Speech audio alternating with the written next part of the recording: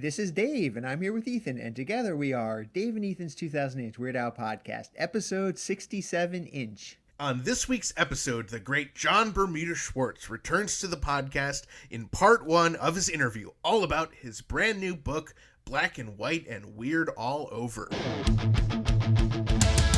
It's Dave and Ethan's 2000-inch Weird Al podcast. It's a podcast about Weird Al. It's Dave and Ethan's 2000-inch Weird Al podcast. Seriously, the whole podcast is about Weird Al. Dave and Ethan's 2000-inch Weird Al podcast. You don't have to listen, but we're glad you are. Dave and Ethan's 2000-inch Weird Al podcast. As we mentioned in Headline News Special Report number 1, our very special guest this week is none other than John Bermuda Schwartz, drummer for Weird Al Yankovic for nearly 4 decades. In his first interview since the book was announced, we dig deep and get the lowdown on everything the book promises to bring, and so much more. Let's get on with part 1 of the interview. We are beyond thrilled to welcome our next guest to the program. You probably know him as the drummer for Weird Al for, ever. But we know him best as a regular guest here on Dave and Ethan's 2000-inch Weird Al podcast. So please welcome back to the program, John Bermuda Schwartz. Yay! Yay! Thanks. Have a nice day. See you. Nice talking to you. John, some really big news just came out this week. What? Entertainment Weekly dropped this big bomb that you have the book coming out. We got to see the title. We got to see the cover. It's all true. It's all true. It's true. What an exciting week. We're so honored to have you on the week. This is such an amazing week for Weird Al fans. Where do we start? Page 1 is good. Start reading. It's a good book. Very good. It's thrilling. No, this is great. This has been in the works for some time, and it's been bouncing around in my head for about 3 years now. Wow! And I didn't really get on it till last December, and finally, now we can talk about it, and then we have a release date, which is. Of course, if anyone's already aware of this, it is October 27th of this year. What a great accident! That must have been an accident, right? And it's really I'm so glad it's happening, and the whole COVID thing really has not put any kind of a damper on this. It was in the works before that happened, and it had really no effect on moving forward. I had asked the publisher about it. They said, no, we're printing them up and they're going out, and that's that. Yeah, well, the photos were already taken. Yeah, well, God, they were taken back in the 80s. Not much I could do about that. That's right. Now, unless you've been living under a rock, of course, we finally learned the title of your book is Black and White and Weird All Over, the lost photographs of Weird Al Yankovic from 83 to 86. John, that is an amazing title. Oh, thank you. Yep, that is exactly it. And we even have a website for the book, which, not surprisingly, is also blackandwhiteandweirdallover.com. and in case anybody still doesn't know how to spell weird, you can go back like they taught you back in school. That kind of little mnemonic is E before I. That's weird. Remember? Anybody remember that? Yeah. Okay. It's like that. That's how you know. And you can go there, and there's all sorts of there's some sample photos there, and you can pre-order it through Amazon and the rest of those online sellers, Barnes and Noble, et cetera. It's available worldwide, I believe, and there's a whole bunch of good info there.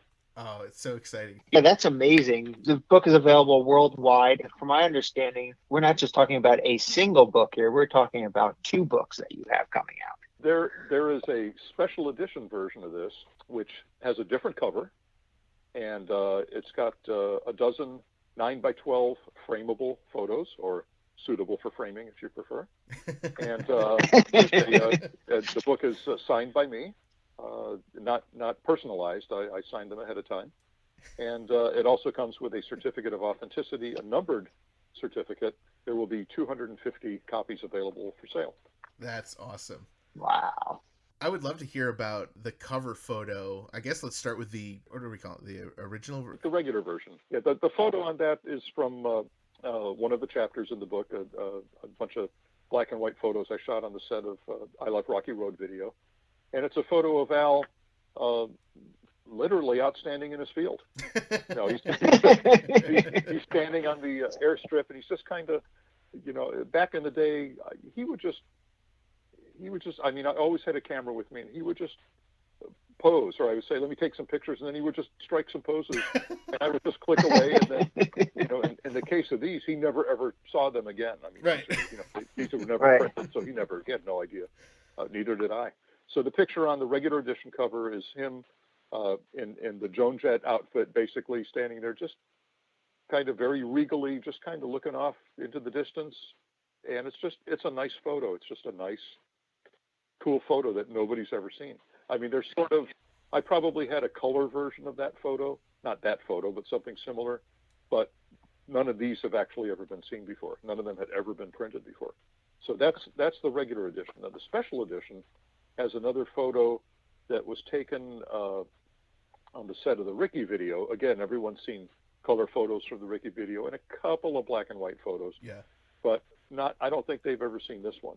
And then this photo goes across the entire front and back cover. So should you want to, you can lay the book face down and have this big, well, it's a 9 by 12 book, so by the time you open it up, it's a 12 by 18 photo of Al with the conga drum. That's so awesome. Kind of grimacing or looking into the camera or whatever. Again, not a shot from the video exactly, but just, hey, Al, let me take some pictures. Okay, here. How about this? There's a few pictures in there of him giving me the stink eye, like, haven't you taken enough photos? Come on, enough. Put that camera away already. I mean, a couple of. Mostly, he was a pretty good sport. Looking back, he was a really good sport about the thousands and thousands and thousands and thousands of photos I took of him. Now, the thing about this book that's different from the thousands of photos that are already out there that people have seen is, one, they're black and white. Two, they have not been seen before. Right. So black and white, hence the title, Black and White and Weird All Over. And the fact they haven't been seen, I just, at the time, I mean, I didn't shoot black and white on the road because I would always take my film to 1 hour processing, and because we were on the move, and they didn't process black and white, not in the time frame I needed. Right. So there are no black and white shots, not that I took anyway, of us on the tour, or on the bus, or anything like that. But in town here, shooting videos in the studio, whatever, I always had, a camera or two with me, and I would alternate the film. I mean, for every one of the chapters in the book, for most of the chapters, there's sort of color photo counterparts. Not the same photos, but, everyone's seen color photos from Ricky, a couple of black and white. They've seen color photos from Edith, but never any black and white. Color photos from I Love Rocky Road, couple from I Love Rocky Road snuck out. There's stuff of us on the Living with a Hernia video set. There's a very short chapter of Al in the studio just goofing around with a T-shirt from KZZP in Phoenix that they had sent him. So he put on the shirt and mugged for the camera, and I took pictures. And now they're in a book. Wow. There's shots, there's color, but there's black and white shots from us in the studio doing overdubs in 3D. The gals that were singing on that, Jimmy Zavala on sax, Pat Regan is in there. There's a picture of Tony Papa that that no one's ever seen. I mean, nobody had seen these pictures. They were never printed. They were just contact sheets all these years. So Al had never seen them, and beyond the contact sheet, which is literally just a life-size 35 millimeter frame, I really had never seen what these photos were about either. I mean, you can only get so far looking through a magnifying glass at these things. So when I got these things scanned, I saw them for the first time, and I was blown away. I'd already had the concept for the book, but once I realized there was that these things translated that way, that the book was going to look really good, I thought, you know what, it's time to move forward on it. So that's what all this stuff is. Now, I mentioned some of the photos from the Ricky video and the I Love Rocky Road video have been seen before. There's a picture of and from the Ricky video there's a couple of pictures of Tress. There's a couple of pictures of Al with Tress. There's the picture of Al kind of fixing his bow tie a little bit. There's a couple of those we printed as 8x10s at the time, and those were the only shots that were ever seen. There's only like 6 of those in the book that have ever been seen before. And the same from I Love Rocky Road. There's only 6 of those. There's a picture of Al kind of sitting in his director's chair, just kind of looking at the camera, nice smile. A couple of cool photos that have been seen, but never in this quality. Right. I mean, those were taken from 8x10 prints that we did at the time.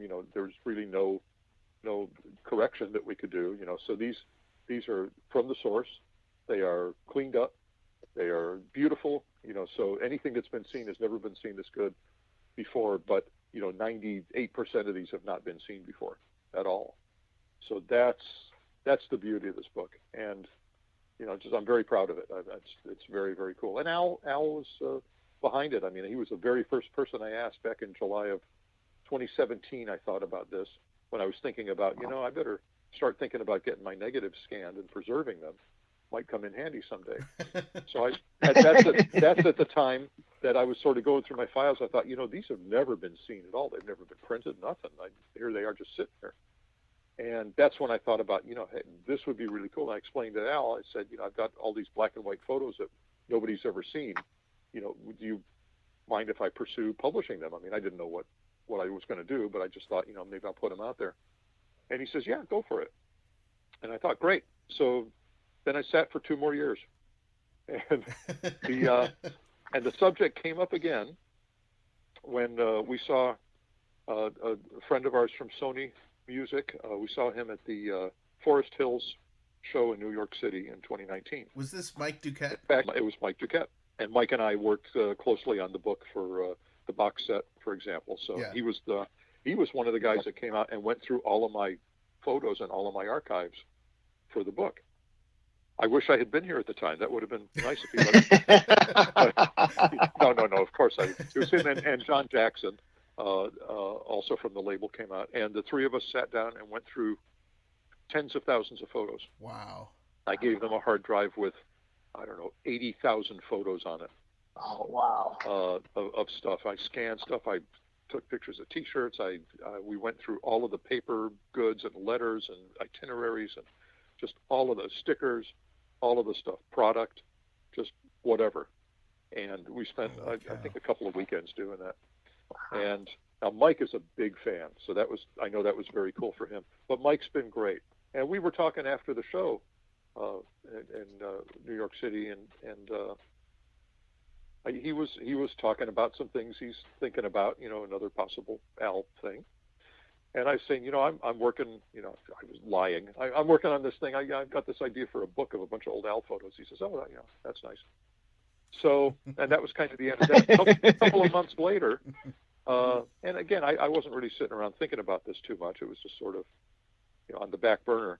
And a couple of months later, he sent me an email. He says, when you're ready to move forward with that book, talk to this guy at 1984 Publishing, and talk to Matthew over there. He's a friend of mine. It might be a good fit. And I thought, yeah, good. That's good to know. And I said, for a couple of more months. And about November, I thought, maybe let me see. I'm not doing anything in 2020. Let me see about getting these negatives scanned and see where that goes. Let me take a couple of test rolls to a place and see how they turn out. And maybe this book idea might move forward. Well, they turned out great. And then I contacted Matthew, and this was beginning of December. A week later, we signed a contract. Wow.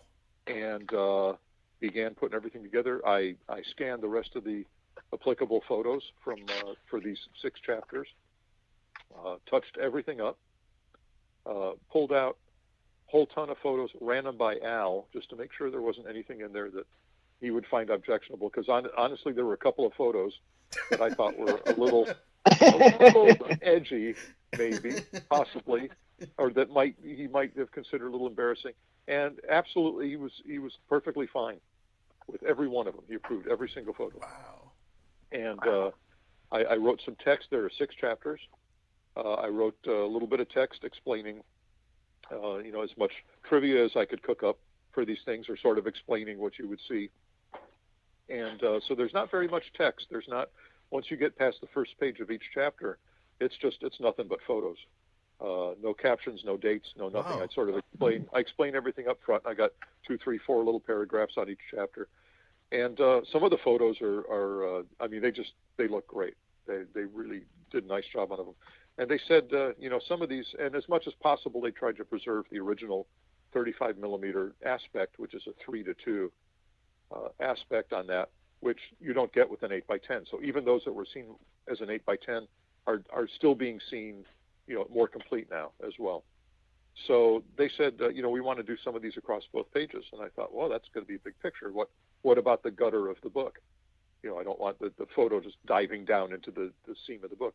They said, no, the way this book will be done, it'll be side sewn, which means when you open it up, it kind of lays flat. I mean, you can see there's a seam down the middle, but it basically lays pretty flat.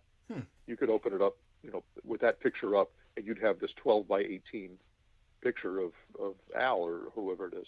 And then there's a picture, and this one, I think this one's been seen. It's a picture of Al and the band and Dr. Demento from the I Love Rocky Road video outstanding in our field by a plane in the field.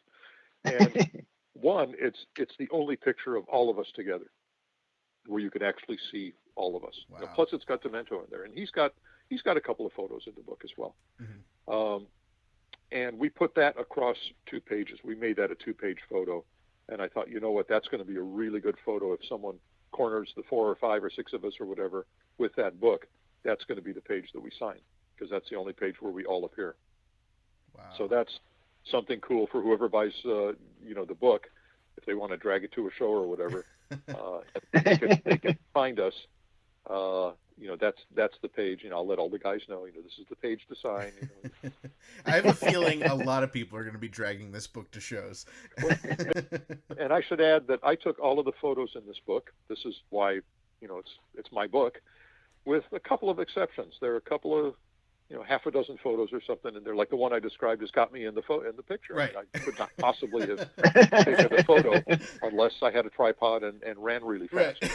Right. And does not look like I'm out of breath. So I very painstakingly, and also it came up in researching, I talked to a lot of people just so I could get my facts straight about the little bit that I wanted to write. I wanted to make sure that it was correct info. And it was a very painstaking process, and I ran it by, the handful of people I possibly could have handed my camera to that day. And we figured out that it was Mike Kiefer, Musical Mike. Wow. So he shares a photo credit. Actually, he's got an additional photography credit. And there's a photo in there that Beefalo Bill took that's in the beginning of the book that's used in the intro. And it's a great photo of me with my camera right in Al's face. I mean, it's like his face. And he's looking into the camera.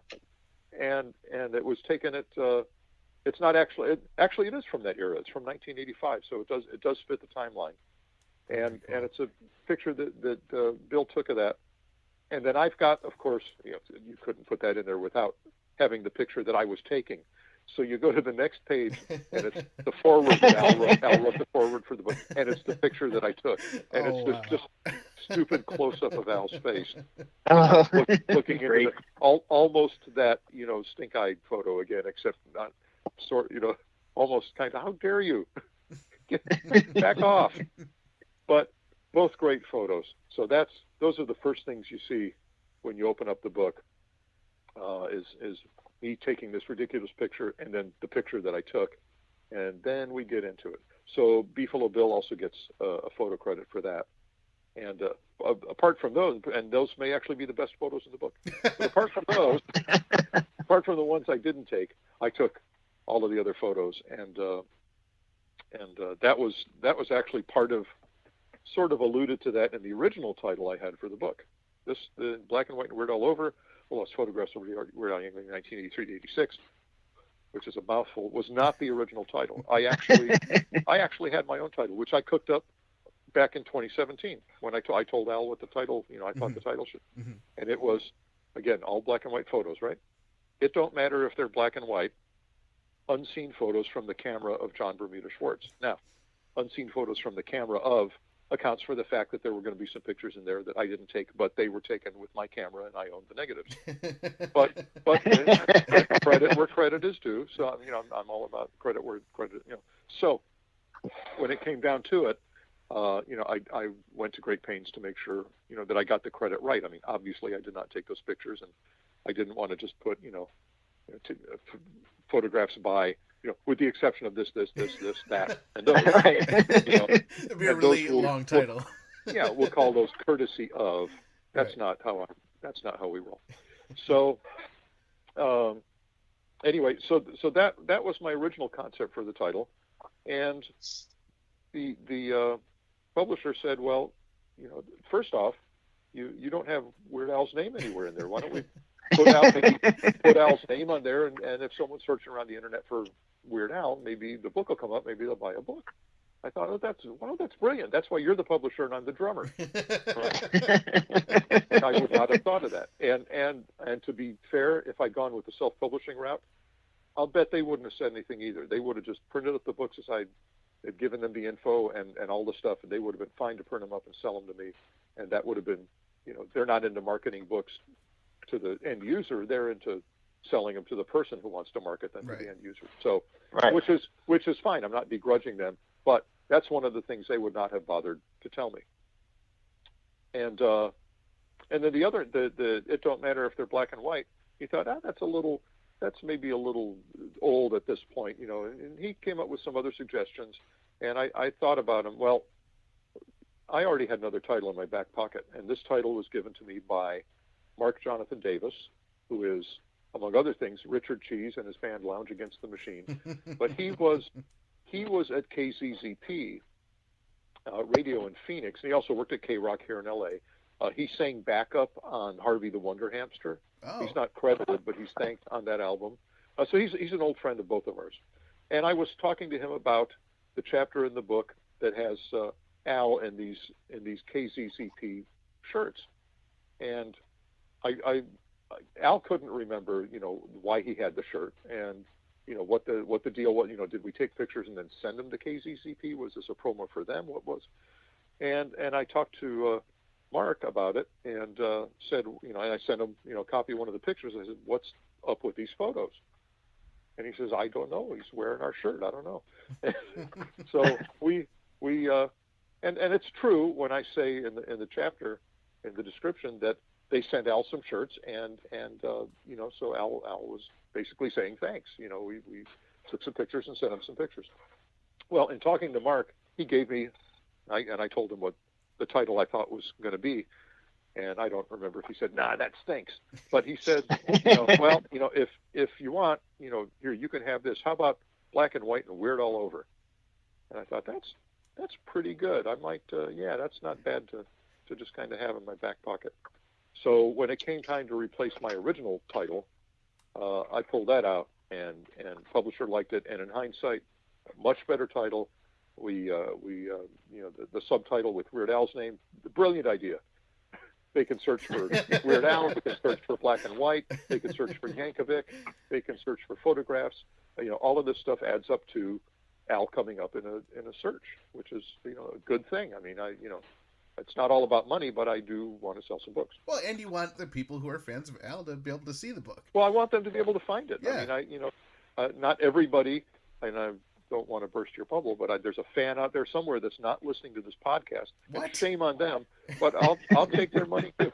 So if they're searching around, the 3, 4, 5 months from now, and they stumble upon it and say, hey, nobody told me about this. I've never been on Facebook, Instagram, Twitter, or anywhere in the world. And this is the first time hearing of it. Well, then we'll wait for their money then. That's fine. Right. Yeah, I mean, the title is so good. The cover is so good. I didn't know what to expect, for a title. I mean, I guess, like, Weird Al Book of Photos. Like, that's what I would have come up with. You guys have... That's pretty good. I wonder if there's time to get it changed. No, it's been at the printer since June. Probably not. Okay. Okay, well. Okay. No, but I think it's a great cover. I mean, I've never heard anyone say that, and it's perfect. Well, thank you. Thank you very much. And I did a little due diligence at the time and now, and actually by now I think possibly the book may actually come up in searches, that title. But if you search black and white and weird all over, there's only like one or maybe two things that come up and they're completely out of context. And like in the whole world, Right. those words have only been put together once or twice prior to this book. And in fact, when you type in and go to Google or whatever and type in black and white and weird all over, you're probably going to get a lot of that old joke, black and white and red all over. Right. You Right. go to, again, prior to the book, you type that into Amazon.com, and a whole bunch of books that say black and white and red all over come up. So they get most of it, but there are like this is like literally the first time, this is going in print anywhere, and so we're very proud of that as well. It's a very unique title, and obviously Mark gets thanks for that, and sending him a book, and everyone that contributed a photograph, which is Mike and Bill, they're getting books. Mike sent Al a book, although he can afford it. I think maybe he can afford a special edition if he wants it. No, I'm treating Al to books, of course. Now, I'm curious about the photos that come with the special edition. Those are photos that are also seen in the book? Yes, those are in some cases they're actually bigger than they appear in the book. Oh, wow. So you don't have to tear a page out of the book just to frame it, just to get your 9x12. You can actually you can frame these, and 9x12 is nice. Although the photo, there's a little bit of a border around it, almost like a mat, but the page is the print size is 9x12. The paper is 9x12, and there's 6 that are portrait and 6 that are landscape.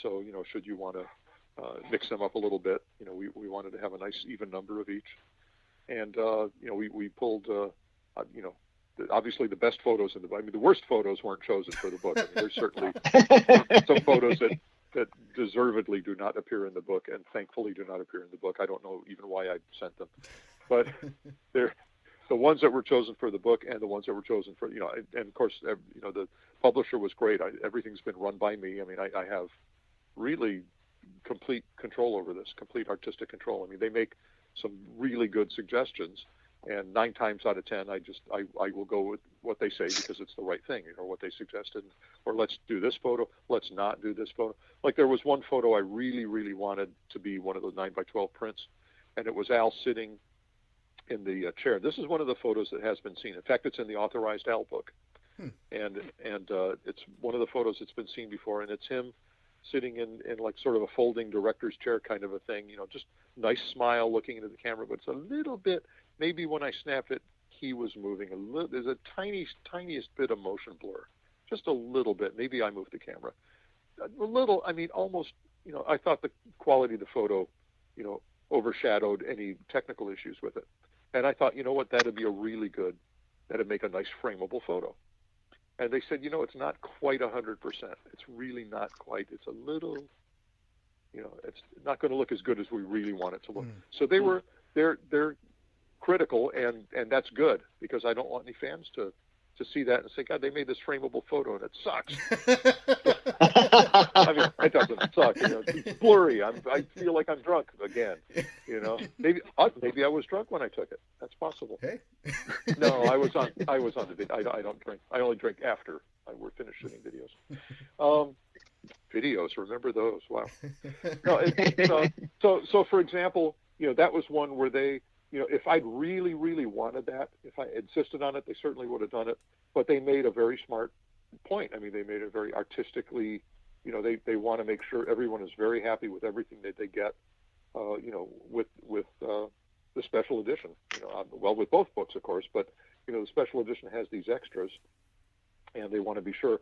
So that was one that they, I went with them, and we picked a few different option photos.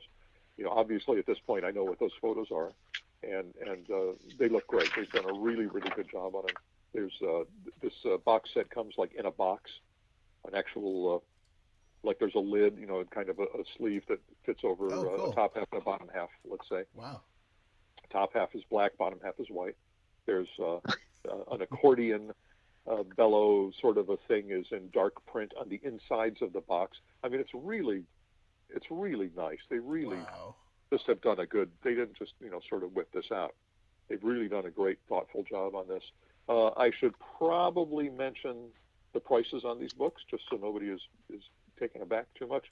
The regular edition is $35, and it's worth every penny. It might be worth $36, but they said no, that's kind of an odd number. And I said $27. They said nah, that's even worse. No, how about 35? I said I think 35 works. So that's really good. Now the special edition with these extras, it's got an alternate cover. There's silver gilding around the edge of the pages of the book. Whoa. When the book is closed, you look at the Wow. it's like Nice. silver. It's really like a Bible, except not red. It's really, they've really done just a really nice job on this. It is a really deluxe, nice, and the price, and it's not way out of line. The price is $95 on that, and that's not too bad. That's not bad at all. No, I mean, I almost, when I first started hearing about this book, like, I almost thought it was going to be in that kind of price range for a regular edition of the book. 35 seems really inexpensive for the value of this book. And I'm not just trying to say that because you're one of our guests, but it's just like, as a Weird Al fan and how amazing this book sounds and everything you described, 35 seems like a really good deal. Well, and the publisher came up with that, and they're in the business of publishing pop culture coffee table books. I mean, they know what the right price is for those kind of things. And so it's not like, those fans will be champing at the bit for this. Let's gouge them for every nickel. And I said, well, then how about $35.05 if we want every nickel? Which now, actually, if we could get a nickel for every book, that'd be pretty good. There's a coin shortage. So, if we get a book. Actually, I don't know if you can actually pay cash for the book. But No. Anyway, so the places where the book can be pre-ordered right now are all on the website. And, all over, if anybody follows me or close personal friends of Al on Facebook, all of that stuff will be out there. And, basically it's all on the website, blackandwhiteandweird.com or blackandwhiteandweirdallover.com if you got some extra time to type some extra letters. Either way, if you're rushed for time, just leave off the all over. And you could save, like the way I type, that saves, let's see, 7 letters. That saves 7 seconds. So that's pretty good. And the status of, there are a bunch of links to buy the regular edition, and the special edition is also announced on there, and there will be 250 copies of that. And when those are gone, I imagine they'll take it off. The publisher themselves are selling the book, so they're going to keep tabs. If you order a book, if you pay for a book and it says, you're confirmed, you get one. It's not like Amazon and Barnes & Noble and all of that, selling a whole bunch of books willy-nilly. Right. And that would have been a good Right. title, too. Willy-nilly, the lost photographs. A whole bunch of different sources selling the book and not being able to keep track of them. And one place sells 200 books and another place sells 300. And suddenly there aren't 500 books. So this way, when you order the special edition, you will get a special edition, and that information it may be on the website right now as we speak. Excellent. Is there any benefit to waiting and trying to get book number 27? Boy, I'm guessing not. No, we have plans. That's going into the Rock and Roll Hall of Fame. Of No, course. Oh, okay. Actually, I'm told. I'm told they're going to. The publisher is friends with one of the people at the Rock Hall, and we might just get the book in the gift shop there. That would be really cool. Oh, wow. That'd be amazing. That would be extremely cool. And then if we can get the book in, maybe we can get Al. Hey, why don't you put Al? His book's already there. Why don't you? It'd be really simple. Just make a little niche for him. We'll find an accordion or a pair of drumsticks or a signed drum head, and we'll send it over, and you put them in the Rock Hall. Yeah. Right? And then people, when they go through the Rock Hall, I don't know if you've ever been to the Rock and Roll Hall of Fame in Cleveland, but you walk through the whole place and sort of like an IKEA, like they start you out on the top floor and you walk up and then you go down an elevator or escalator. And by the time you end up, leaving the store, then they have the food court there. Then they hit you up for some meatballs. Well, like the Rock Hall, the same way. You exit the museum and you're in the gift shop. Oh, like at Disneyland, you get off the ride and you end up in the gift shop. So, and you buy some books and CDs and other stuff like that. So that might be a cool place. Yeah, that's awesome. But all the online stores will have them, and the worldwide Amazon and the rest, they'll be available in Australia and England and Germany and Mexico and Canada, of course. And now speaking from a collector standpoint, is it going to be the same book available different places, or is it going to say like printed in Australia? Or oh God, I hope not, because then I have to get them. yeah, all you three know, of us. honestly, I don't know. I'm going to say that they ship from the U.S. or they will ship some books to those sources, to Amazon's distributor, let's say in Australia, and they'll have some books on hand there. But I believe Right. that they're going to be the U.S. Okay. copies. Phew. I don't believe there's different versions. Let me go back a little bit to the title here. The title is Black and White and Weird All Over. And if you chose putting in there ampersands instead of the word and that's very important to both Ethan and myself. When we were coming up with the name of the podcast, Dave and Ethan's 2000-inch Weird Al podcast, we agonized over whether we should use ampersands or the word and. So what was your thought process using ampersands there? Well, we did discuss that. Not you guys, but not the podcast. But, no, we discussed whether to do that, and actually throughout the book, every time the words black and white or black and white appear in the book, they appear with different spellings, and it has to do with the publisher explained it to me, and it has to do with the context in which it's used. If you're describing something, or if it's the item, like black and white film, or the reason I shot black and white, as a concept, then one has an ampersand, one has the word and with hyphens. I don't know. Wow. There's a rule about it. Anyway, so we went back and forth on exactly how it should be on the cover, and I think in looking at do you like this or do you like this? I think in looking at it, I think the ampersand just looked better. I mean, it just it looks better when you put the words black and white together than black and white. Yeah. It's what it's how most people think of black and white film, if they're not just thinking B and W for black and white. If they see the words black and white, they kind of see the ampersand. They picture that's how it looks. So that's how that was. And if you're going to use it there, then you use it between black and weird as well. So black and white and weird all over. And that's how that came about. So I was on board with that. There were a few sort of grammar rules. The publisher would have loved. He probably did love word crimes, but word crimes didn't go far enough. I don't think.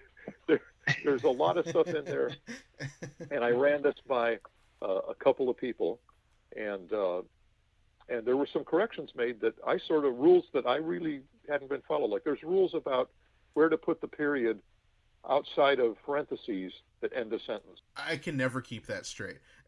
Okay. Well, they're both correct. But not at the same time. In other words, there's a time when you do it one way, and then there's a time when you do it the other. Jeez. And they've got them. I think they're mostly with the period outside the parentheses, which is not how I do it. Mm-hmm. Like Wow. When you put quotation marks around something and then it ends a sentence. Al says "go for it," with an exclamation point, and I'm quoting him. You don't put "go for it" in quotes and then the exclamation point. You put the exclamation point, then the quotation after that. Right. So it's included within that thing, just as I thought a period gets included within the right parentheses. Well, you only do that. You only include it within the parentheses if the words inside the parentheses make a sentence. They don't have to be completely their own sentence, but if those words happen to make a sentence on their own, then they can appear with that. If it's still sort of part of the rest of a sentence and it's just kind of an aside, then the period goes outside of the right parentheses at the end. So they went through it, and every time I see it, it's like it sort of drives me nuts, and it's sort of like how did I never know this? I've been doing it mostly wrong, although sometimes I get it right, and I'm never sure. And then another thing I learned, and I'm trying this more and more, and it's sort of cool, but it's still very foreign to me. Whenever you write out a number, when you're describing a quantity, now not a number, I have 1,516 Weird Al, audio and video products from around the world, I would put 1516. But if you're saying, I really like our first two albums, you would up to a certain number, up to number 20 or 19 or 20, you write the name of the number out. So I would say, I really like Al's first TWO albums instead of numeral 2. And I've always just put the number. I mean, I'll even start sentences with a number. 2 of my best friends were, and I'll put the number 2. I just always did that. And so he's got me really thinking about, how I spell out numbers now, up to a certain point. Now, the number 27 can be spelled both ways. I mean, it depends how much emphasis you want, but all small numbers get written out. So just so you know, that's the new rule. I actually did know that. I don't know how many people know this about me, but I actually have a degree in journalism, and that's one of the things we had to learn. Well, then I'll tell you what, you're going to love the way the book reads. Everything in there is really, really correct. And correct to the point of it almost is jarring because you never see it that way. Right. like the period outside of the parentheses. It's if you're sort of not used to that, it looks like a typo, but is in fact correct. Wow. Everything in this book has been gone over and over and over by several people for spelling, for correctness, for missing words, and there are none of those issues like in so many books, so many articles. Right. This book. Right. Now, I'm not saying everything is factual, but I am saying that everything is spelled correctly, and it looks like I really believe in it. So that's important. I thought that was good. No, actually, there are some cool facts that are in some of these things. I mean, I tried to put a little something out there that I thought was interesting, that maybe nobody ever knew. And for example, in the Eat It video, now Eat It, I think everyone knows by now that one of the gang leaders, the white gang leader in Eat It, is Vince Patterson, and he was the white gang leader in the Beat It video. In fact, he worked with Michael on several videos. Well, not just Michael, but he's a well-known choreographer here in town. Mm. And if he wasn't in front of the camera, he was coaching everyone. So I caught up with him for the first time since doing the video. I wanted some information. I need some information from you. Give me the information. And he was really good about it. And I asked him, as many people as I could reach. I mean, I talked to people I haven't talked to in 35 plus years, whatever. And what I got from him was that, and I made a reference about it in this chapter, the rubber chicken that him and the other guy whose name is Luba, and I don't remember his last name. And I say that in the book too. I'm sorry, I forgot your last name. I'm sorry. Oh, no. And the two of them they got a knife and fork or a spoon and a fork or whatever, and then they're holding a chicken, right? Rubber chicken. Yeah. Yeah. Vince still has the rubber chicken. Love it. where normally I would have it. Right. Right.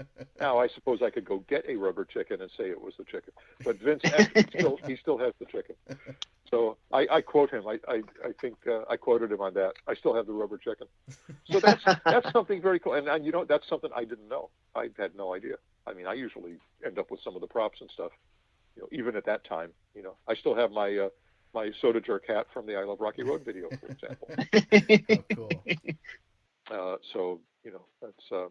But I do not have the chicken. Vince has the chicken. We now know where the chicken is, and it is documented. There is provenance now in the book because I said so. So it's got to be true. And so if he ever goes to sell that on eBay, you get a copy of the book. And you verify that that's the chicken, and if it's coming from him, it's the chicken. That I think there are probably some pictures of him. There's actually there's more pictures of him in the book in that one thing than there are of me in the entire book. He's holding his chicken more than I'm. And they go, God, who picked these things out? Oh, I did. That's right. Sorry. Anyway. I have more comments on the title. I mean, there's only so many words, but we have so many questions. So with the ampersand, the one thing I wanted to point out is, of course, white and nerdy is ampersanded. So white and weird is a nice touch. The other thing I wanted to ask is, you say the Lost Photographs of Weird Al 83 to 86. Does that mean we're going to get an 87 to 90 or additional books?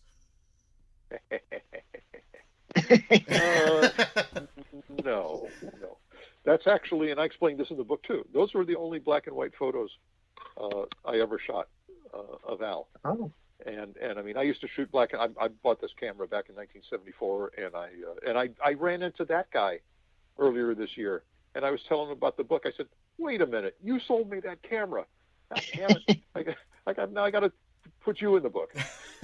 So anyway, it was a guy named Jeff Rona, not Corona, but Jeff Rona. Jeff and I were in a band together in 1971, actually through like 74.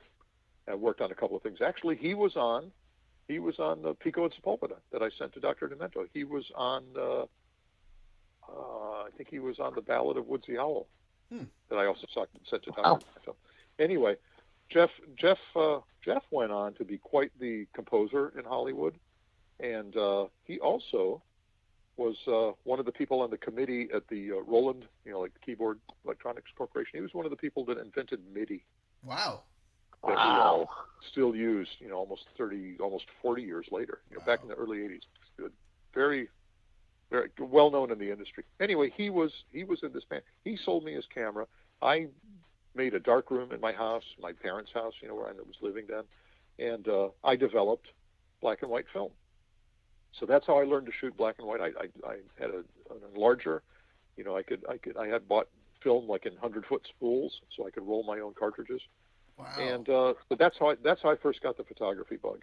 And I shot a little bit of color, later, but I always shot black and white. Well, by the time I met Al, I was really just only shooting color. I wasn't living at home anymore, so there was little incentive to shoot black and white because I couldn't deal with it. I would have to take it to like a lab, or photomat or whatever.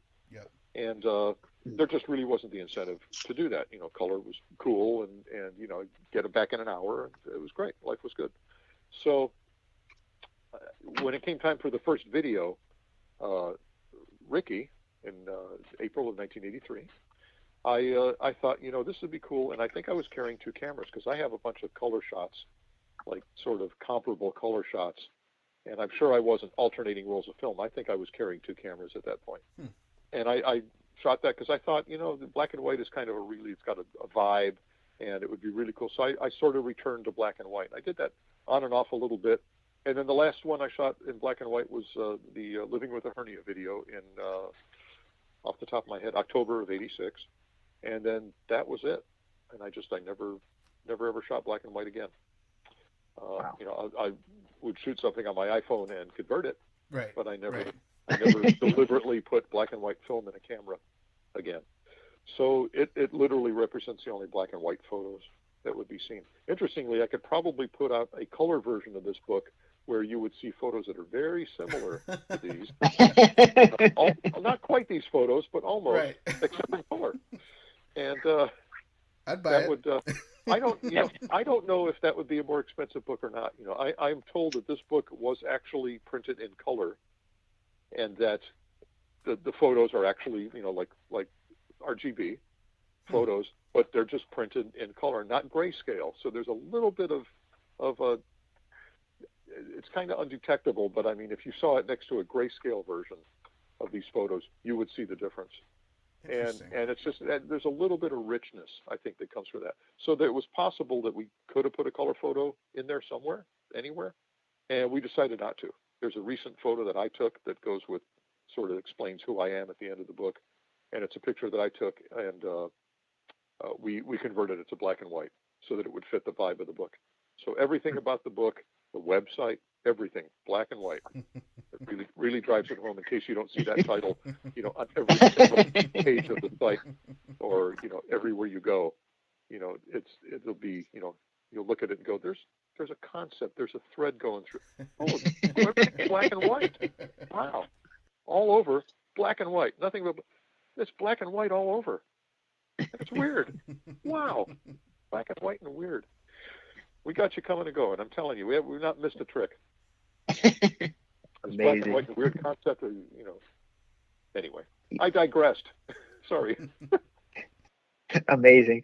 So you've been sitting on these pictures since 1986. Why did you decide to put out the book now?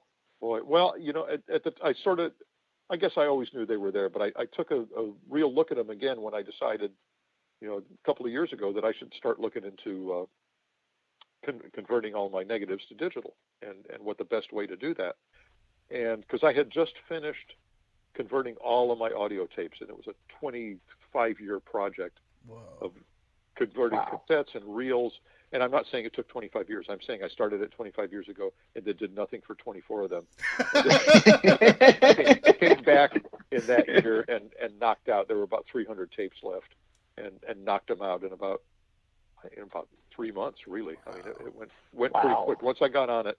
And that's hard because they're all in real time. I mean, you got to sit and, God forbid you would listen to them as they were going by, but they have to transfer in real time, obviously. So that was a lot of songs under the bridge.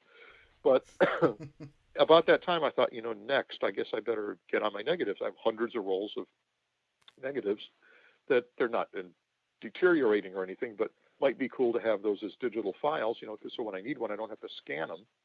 Because I took photographs, I shot film kind of into the 2000s. I mean, the last roll of film I shot was in 2006.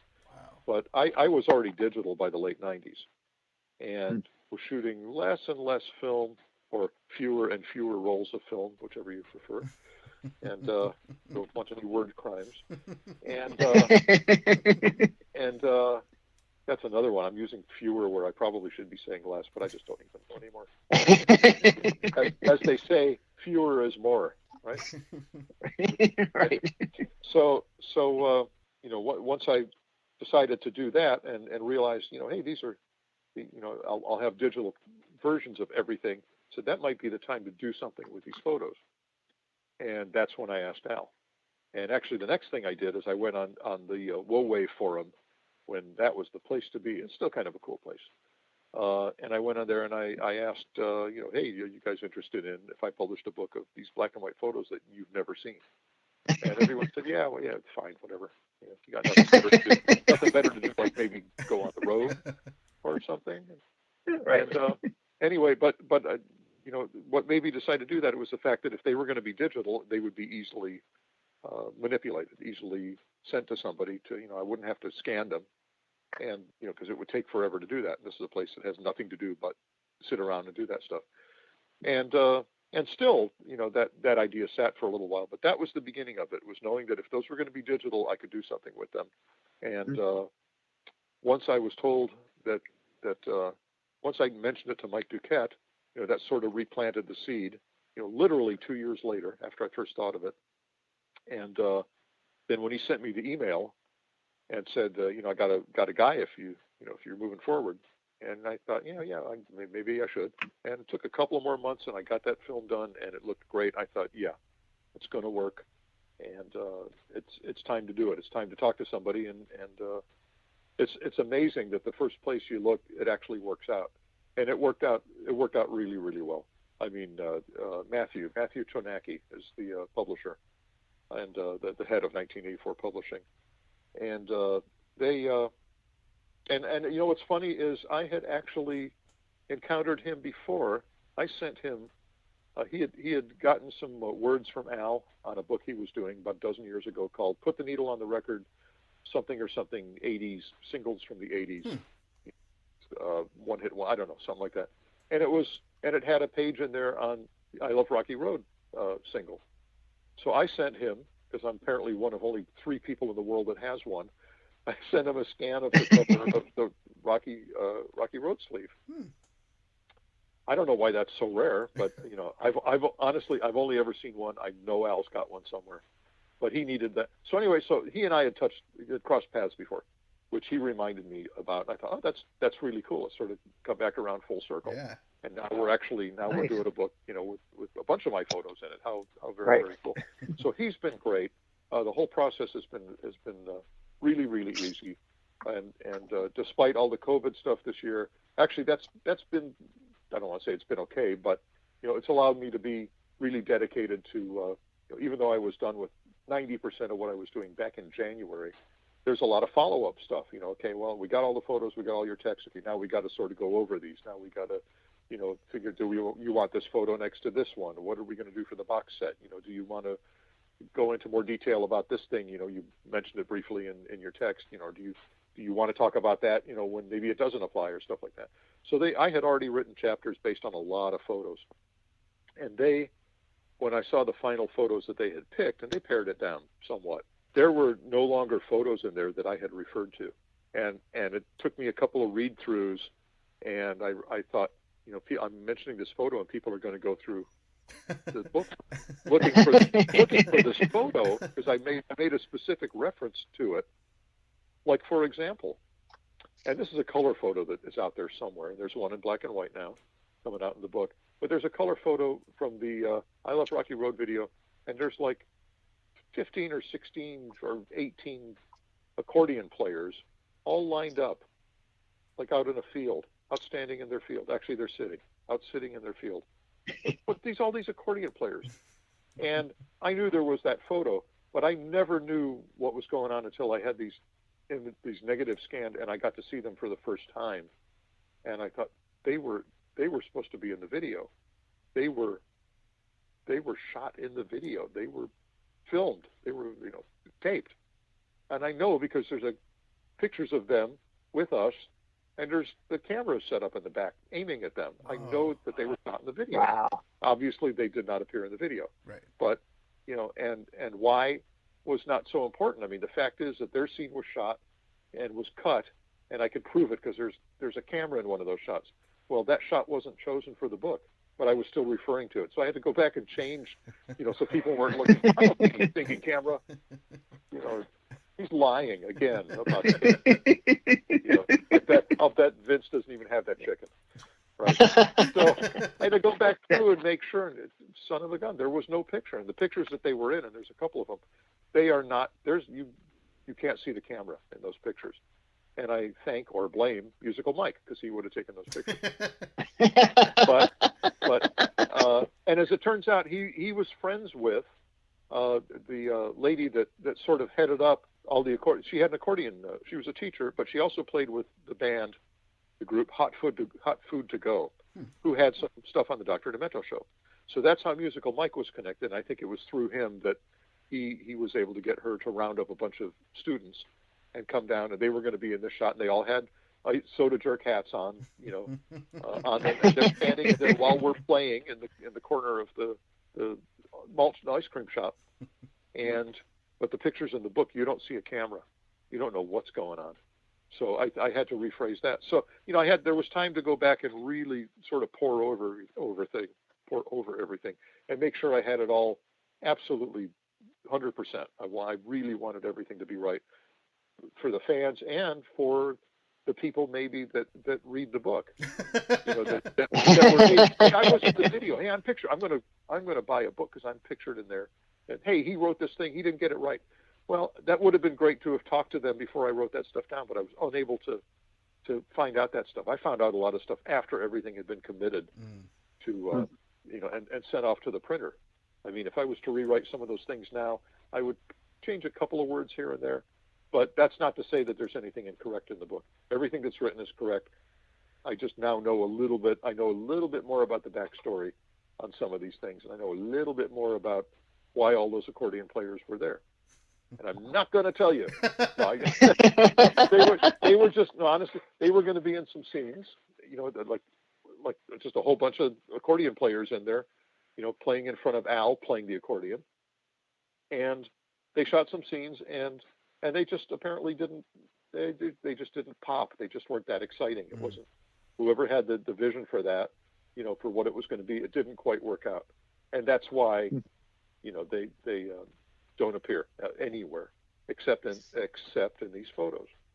Literally, that's the only way you would know, and the fact that I mentioned it. So I ended up sending a couple of photos to Ruth, who's the girl who was heading them up, who's also in the video, or not? She's not in the video. She's in the photos. Okay. So she was in there too. She wasn't just coaching them. She was going to be in it as well, and it just didn't. It literally didn't make the cut. So. That's what those are about. And I had something I thought very clever to say about it. And without that photo in there, it sort of destroyed that whole train of thought. So I had to rework, what was in there. And I, just explained that their scenes were cut, or I forget the exact wording. But so there was that, and I had time to go over that. And actually confirmed that with Musical Mike. Now, why he didn't tell me this stuff back maybe in January when I was writing all this stuff would have been very helpful, and I might have squeezed an extra paragraph out of it. I think that would be important to know why there's 18 other accordion players on set that don't appear in the video. But that were obviously there. I mean, they weren't there entertaining us during our lunch hour.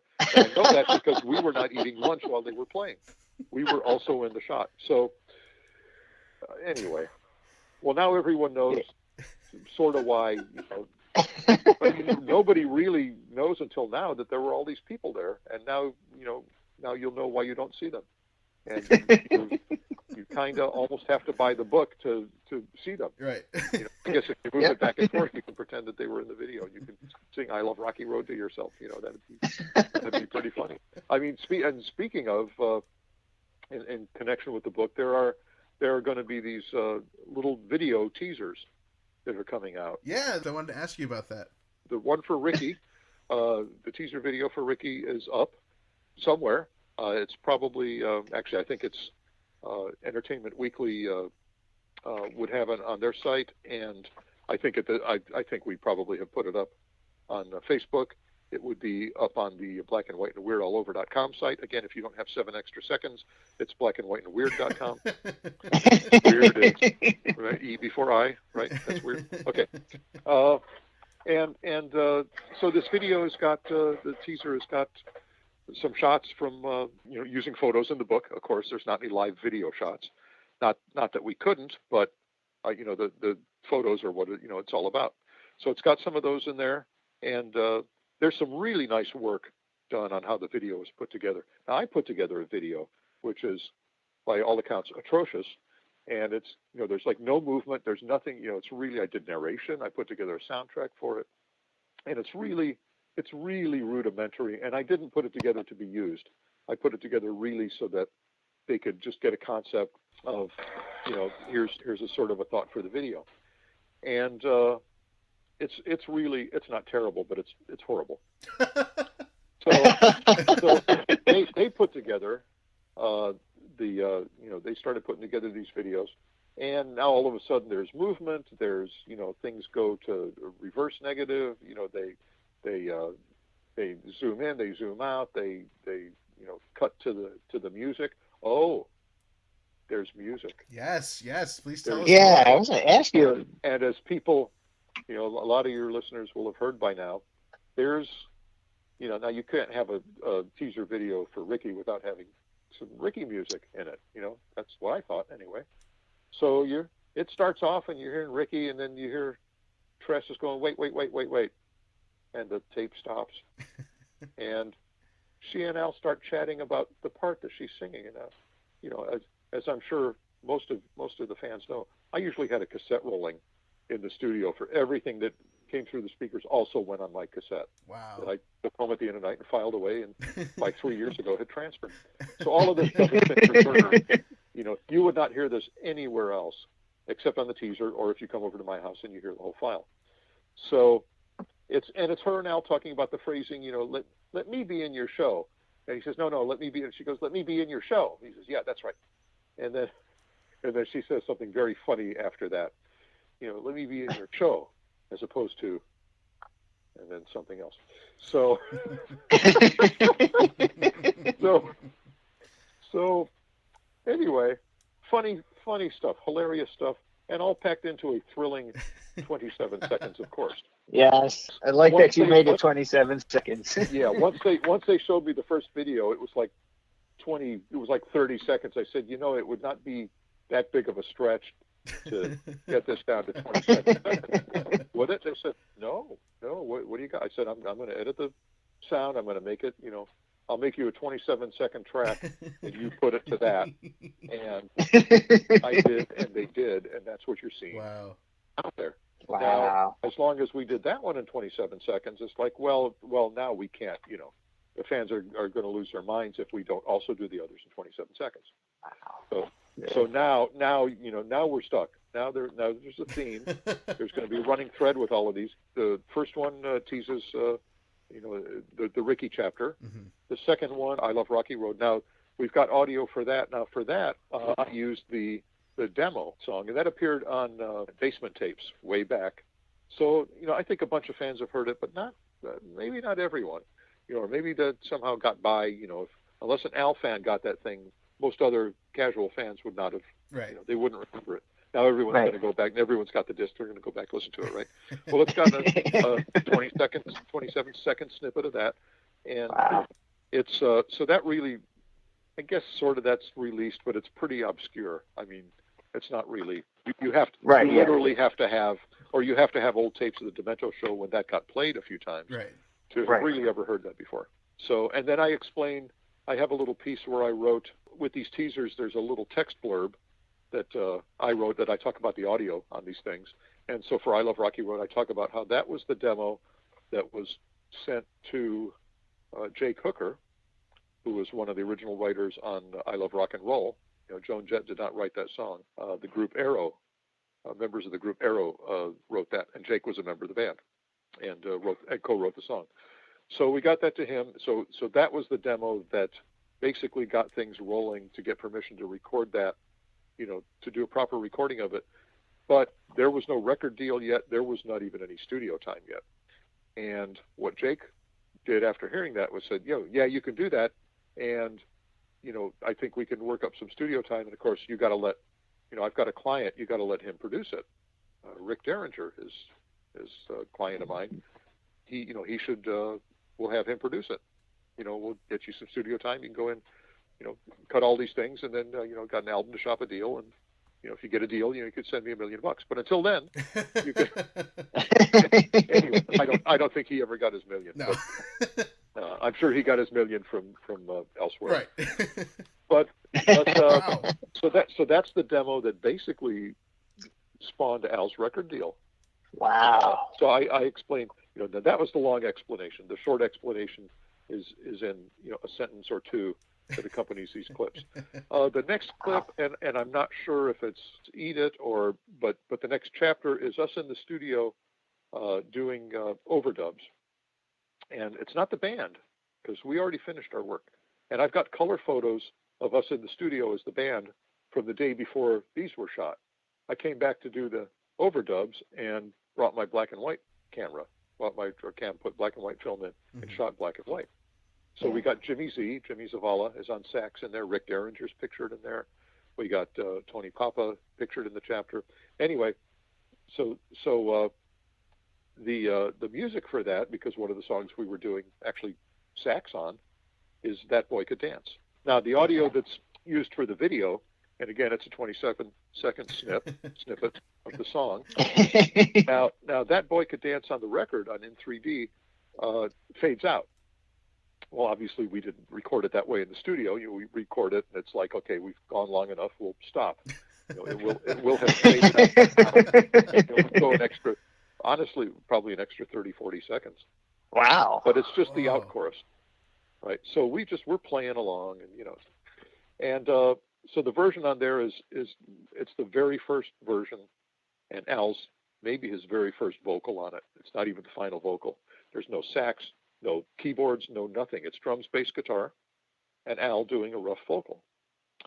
And at the very end, we just, I guess we looked at each other or something, and I did some sort of a little funny drum cue thing, and we just knew how to end it. We just knew how we were going to stop playing instead of just, putting my sticks down. Right? We actually built a little ending into it. And actually, you know what? It's the ending that, if anyone saw us do that song on the No Frills tour in 2018, I know everyone calls it the Ill-Advised Vanity Tour. Right? We call it the No Frills tour because we don't have the extra 7 seconds per word. So we could just, I guess, say ill-advised all over, and then that would be good. So it's the ending that we wound up doing, and I had to bring in a recording of it because nobody remembers except me, because I'm the only one that's heard that in 36 years. And I said, well, this is how, we just came up with this spontaneously. This would be a good ending, and that became the ending. But that wasn't enough. On this recording, like Al hadn't had enough of, singing an entire song by that point. He does this. Well, he lets out a scream at the end, just this great scream, to end this thing, and he stops the scream, and the video goes black, and it's beautiful. So Wow. all in 27 seconds. Wow. So that teaser is actually called "That Boy Could Dance" because of the audio. But it's us in the studio, really doing. Actually, there's a picture or two of Jim. Yeah, he came in to overdub something. But it's us in the studio. That was one of the songs we were working on, and one of the best audio clips. I thought I knew up front that I wanted to get that thing at the end in. So people will be hearing that for the first time. I mean, they're going to hear the rough track, 27 seconds of it or whatever, and they're going to hear that ending, which they've never heard on record before, and they're going to hear this other thing that Al does that, they haven't heard. I mean, it wasn't something he did in concert, so nobody's heard this until Wow. until it comes out. Depending when people hear this podcast, they may actually have already heard it. Right. So again, go back to blackandweird.com, E before I, right? Or if you have time, all over. Okay, and go in there, and there'll be a page with we'll have all 4 videos will be up, and then I think the last video then will be "Eat It," and the "Eat It" track we use from that is again a rough track.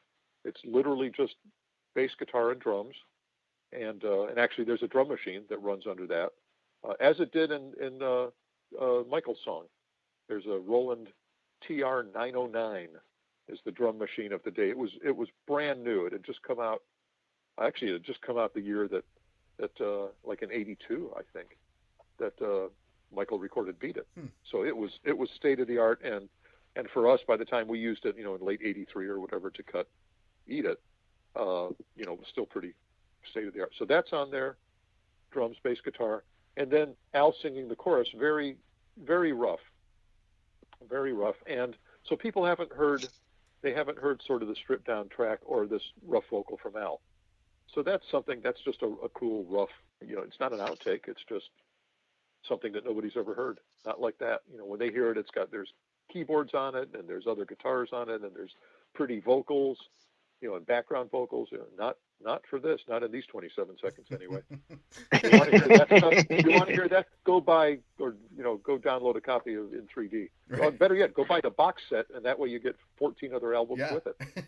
That's right. If you could find the box set, I assume that's sold out. I assume that those are long gone. They show up on eBay and stuff like that. Well, they as used, I imagine. Well, yeah, I don't think anyone's still got a bunch of them sitting around. So that's become a pretty rare thing. Yeah. And frankly, it takes a lot longer than 27 seconds to listen to. This took longer than 27 seconds to open it up with the box came. That's true. I had to go to work that night. I had to wait till the next day. And anyway, so those are the video teasers and the audio that goes with them, and very cool stuff. That's I mean, so great. it's I'm very proud of the way those turned out, and they had like a real proper video person, and they ran them all by me, and I had one. It's funny, I made a suggestion about the timing on one of them, and without getting too musical about it, but I sort of I said I want this to change on the clap, and then I want this to go after this, and then this needs to wait. This went too fast, or this went too long, and I would just give instructions like that, and it came back and it was perfect. The next version was the one. It's like, what? Wow. And the last 2 of them they sent me, they were right. It's like that's it. They're perfect. No comment. No changes on that one. So they did a really, really nice job on that.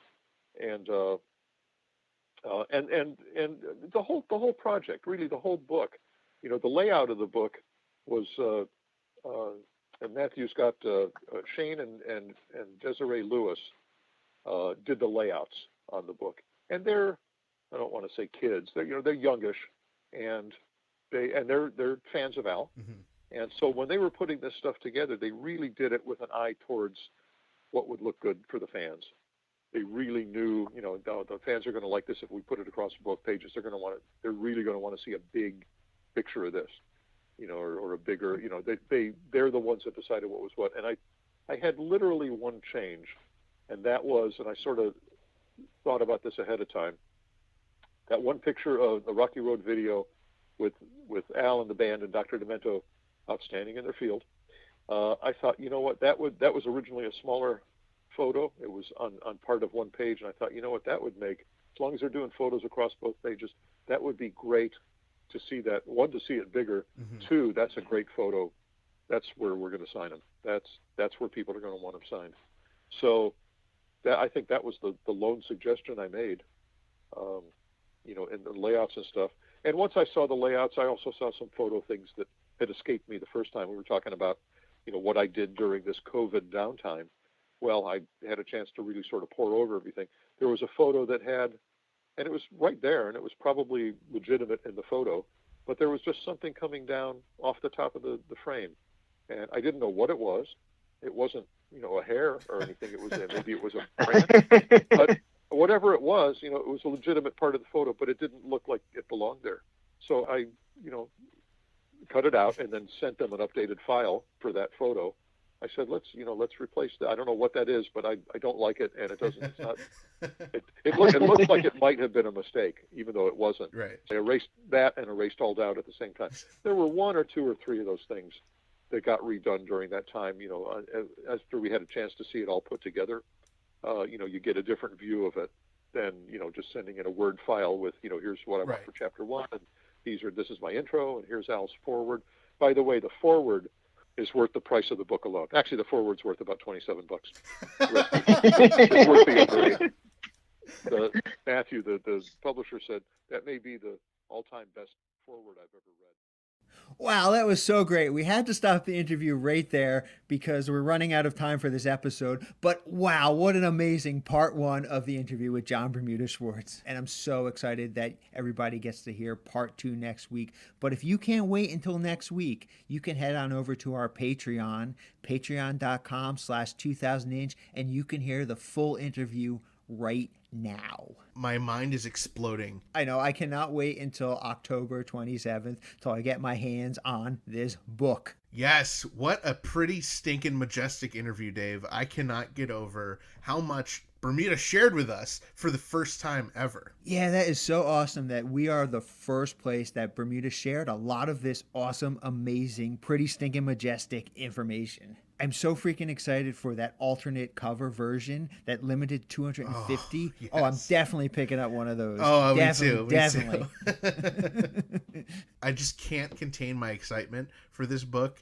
And October feels so far away, but that's really only like 2.5 months away. Everything that Bermuda does is absolutely amazing, and he really looks out for the fans, and he knows that the fans of our podcast are going to really enjoy this book. And, something especially for you and I, Dave, as collectors, we love to hold something physical in our hands. And especially when it's these unreleased photos of Al, I want to be able to hold it in my hand and look at it and really admire it, just in a way that you can't do it when you're just looking at something on the computer. So I just can't wait to get it in my hands. I can't wait to put it on my coffee table. I can't wait to get a coffee table so I can put this book where it belongs. I know, and you can also hang it up on your wall, because if you get that special edition book, you get those frameable prints. So you can not only have it on your coffee table, you can have it up on your wall. You can have the whole room dedicated to this book. Black and white and weird all over. Now, Dave, I don't want to give any spoilers, but you and I do know what happens in the next part of the interview, and I got to tell you, it's really great. Yes, it was really great. Let me tell you, it was pretty stinking majestic. But we do have a special preview of next week's episode just to whet your whistle, so let's check that out right now. This week's episode is brought to you by our favorite vegan Mexican restaurant, Burrito in lovely Troy, New York, home of the 2-pound double wrapped in a quesadilla, Burrito. Come on down to Burrito and Burrito, your Burrito. Find them at burritosquared.com and at Burrito Squared on Instagram. And remember, not every burrito is a burrito, but every burrito can be burritoed. Thank you so much to John Bermuda Schwartz for giving us the first exclusive interview since his new book was announced. We will have part 2 of our interview with Bermuda next week, but if you can't wait that long, and I don't blame you, you can check out the full interview right now over on our Patreon at patreon.com/2000inch. You know, each week we can bring you this podcast absolutely free thanks to our sponsors like Brito, Angel Valenzuela and his son David Cash, and all of our amazing Patreon supporters like Dave, Joe, and so many more. Patreon helps us pay the bills and ensures that we can continue doing what we love, and that's making fun, family-friendly, entertaining Weird Al podcasts for you each and every week. Please join us in thanking all of our supporters over at patreon.com/2000inch for making this podcast possible. And please consider joining our Patreon family for as little as $1 per month. Another way to support the podcast is by purchasing merchandise from the official Dave and Ethan's 2000-inch Weird Al podcast shop. I love my Dave and Ethan Jonah Ray shirt. The one where it's you and me and Jonah Ray. I just can't get enough of that shirt. So head over to shop.2000inch.com for great shirts like that. We also have mugs, we have tote bags, we have tank tops, and we even have Gill and Chillos. So head over to shop.2000inch.com before it's too late. Thanks once again to John Bermuda Schwartz and all of our listeners, subscribers, Patreon supporters, and sponsors. And thanks to everyone who follows us over at 2000inch on Facebook, Twitter, and Instagram. Be sure to join our Facebook group by heading to group.2000inch.com if you have not already.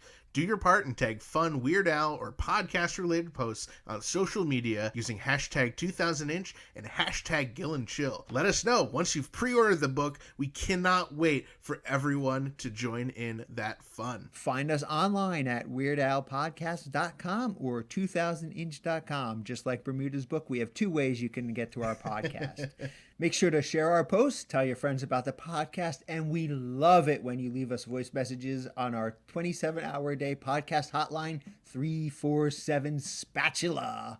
You might even hear your message on the air. The 347 Spatula Hotline, the official hotline of Dave and Ethan's 2000-inch Weird Al podcast, is sponsored by the amazing Angel Valenzuela and David Cash, two wonderful Weird Al fans and podcast supporters. Thank you, Angel and David.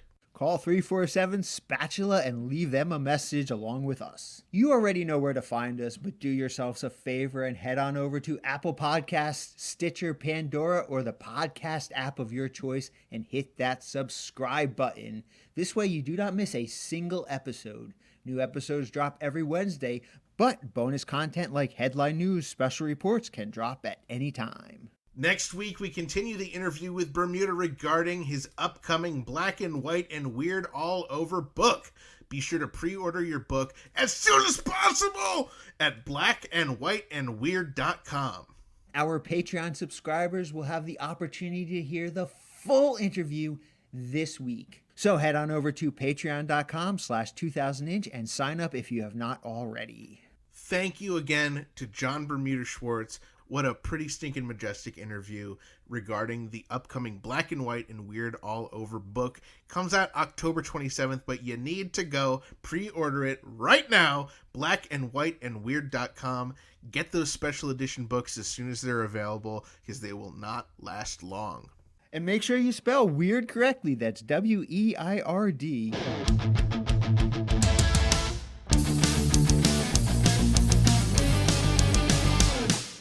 That was Dave and Ethan's 2000-inch Weird Al podcast, episode 67-inch.